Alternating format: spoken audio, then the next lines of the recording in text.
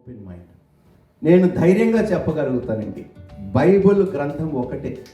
మనం చదువుతున్నప్పుడు రాసిన అతను మన పక్కనే ఉంటాడండి.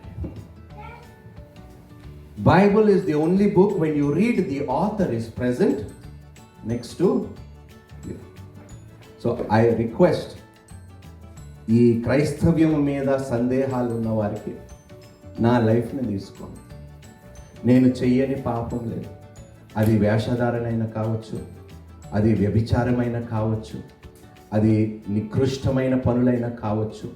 పైకి మాత్రం అందరూ నన్ను హీరోగా అభినందిస్తారు, కానీ లోపల కుళ్ళిపోయిన శవము లాంటి కంపు.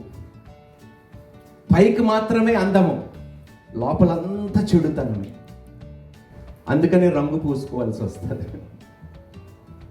నేను ఇలా చేశాను, నేను ఇలా అనుకున్నాను, నన్ను క్షమించు అని క్షమాపణ కోరటానికి ఒక వ్యక్తి దగ్గరికి వెళ్తే they become so hard hearted.